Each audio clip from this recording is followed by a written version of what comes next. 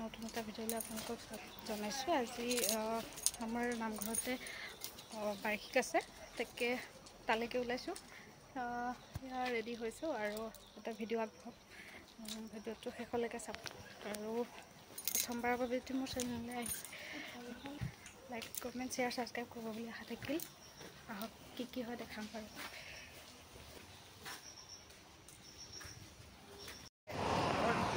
মনত আছে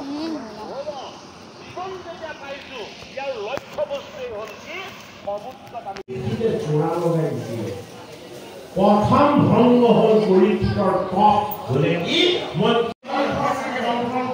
মৃত্যু জীৱনলৈ মোৰ গংগা মানে কি গংগা পাইছিলো মই গৈ কি কৰিব লাগিব গংগা মাতাৰ কল্যাণ নহ'ব।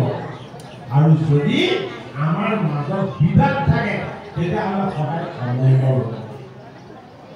ভেদ জেদ আৰু বিবাদ এই তিনিটা বস্তু নস্যাৎ কৰিব বিচাৰিছে ক'ত ভাগৱত শাস্ত্ৰ। কেনেকে নানা ঋষি নানা মত আছিলে। কোনো ঋষিয়ে কয় বোলে সাধনাৰ সময় নাহিবা, কোনো ঋষিয়ে ঈশ্বৰৰ শ্ৰীমুখৰ বাণী আমাক যি কৈছে সেইজন আমাৰ ঈশ্বৰ অৰ্থাৎ তাকে কোৱা হ'ল কি মনটোক আমি পবিত্ৰ আৰু শুদ্ধ কৰি ল'বলৈ হ'লে আমি নিজক আটাইতকৈ সূক্ষ্ম দেখিব লাগিব।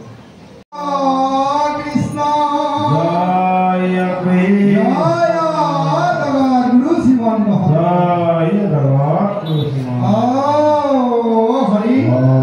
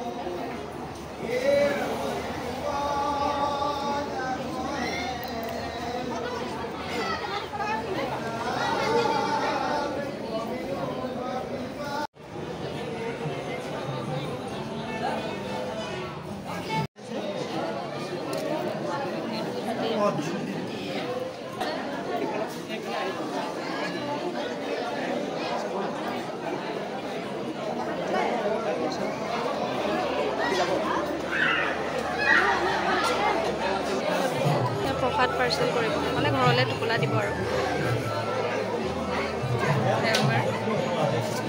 আগতে হেৰি কৰিবলৈ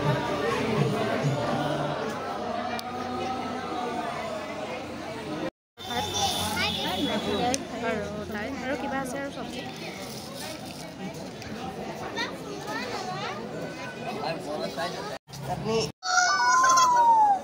অৱস্থা হৈ গ'ল।